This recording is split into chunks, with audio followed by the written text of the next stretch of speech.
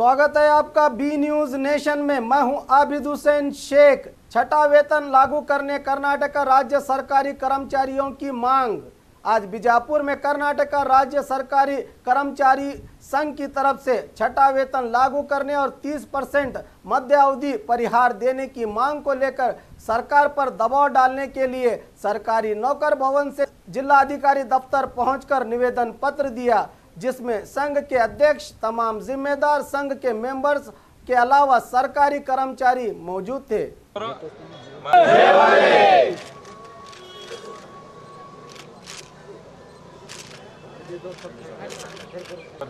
ಇದರಲ್ಲಿ ನೀವು ಕೇಳಿರುವುದೆಲ್ಲ maximum 6th pay ಕಮಿಷನ್ಗೆ ಇದು ಇರುವುದರಿಂದ ಸರ್ಕಾರ ಹಂತದಲ್ಲಿ ನಿರ್ಣಯ ಆಗಬೇಕು।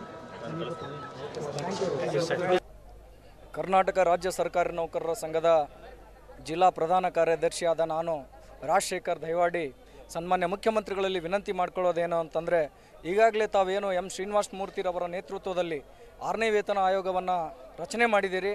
ತಾಂತ್ರಿಕ ಕಾರಣಗಳಿಂದ ಆಯೋಗ ಇನ್ನೂ 4 ತಿಂಗಳುಗಳ ಕಾಲ ಏನು ಕಾಲಾವಕಾಶವನ್ನು ಕೇಳಿದೆ, ಅದು ನಮ್ಮ ನೌಕರರ ನಿದ್ದೆಯನ್ನು ಗೆಡಿಸ್ತಕ್ಕಂಥ ವಿಚಾರ ಆಗಿದೆ.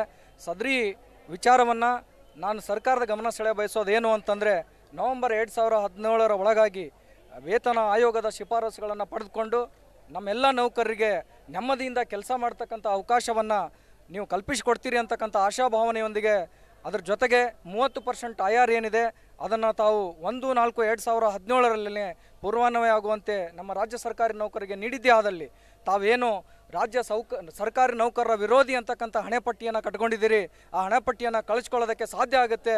ಆ ನಿಟ್ಟಿನಲ್ಲಿ ನೀವು ಕರ್ನಾಟಕ ರಾಜ್ಯ ಸರ್ಕಾರಿ ನೌಕರರ ಸಂಘ ಇವತ್ತು ರಾಜ್ಯಾದ್ಯಂತ ಒಂದು ಸಾಂಕೇತಿಕ ಪ್ರತಿಭಟನೆಯನ್ನು ಮಾಡ್ತಾ ಇದ್ದೇವೆ.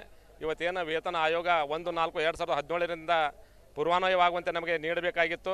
ಆದರೆ ಒಂದು ವೇತನ ಆಯೋಗ ವಿಳಂಬ ನೀತಿಯನ್ನು ಅನುಸರಿಸುವುದರಿಂದ ಇವತ್ತು ನಾವು ಪ್ರತಿಭಟನೆಯನ್ನು ಮಾಡ್ತಾ ಇದ್ದೇವೆ. ಮುಂದಿನ ದಿನಮಾನದಲ್ಲಿ ಇದೇ ರೀತಿಯಾಗಿ ಪ್ರತಿಭಟನೆ ಏನಾದರೂ ಮುಂದುವರೆದರೆ ನಾಳೆ ನವೆಂಬರ್ದಲ್ಲಿ ಒಂದು ವೇತನ ಆಯೋಗವನ್ನು ತರಿಸಿಕೊಂಡು ಅದರ ವರದಿಯನ್ನು ಅನುಷ್ಠಾನಗೊಳಿಸದೆ ಸರ್ಕಾರ ವಿಳಂಬ ನೀತಿ ತೋರಿಸಿದರೆ ಮುಂದೆ ಅನಿರ್ದಿಷ್ಟವಾದಂಥ ಒಂದು ಮುಷ್ಕರವನ್ನು ಮಾಡಿ ಇಡೀ ಆಡಳಿತ ಯಂತ್ರವನ್ನು ಸ್ಥಗಿತಗೊಳಿಸ್ತೀವಿ ಅಂತೇಳಿ ಸಂದರ್ಭದಲ್ಲಿ ಹೇಳಿಕ್ಕೆ ಇಷ್ಟಪಡ್ತೀನಿ.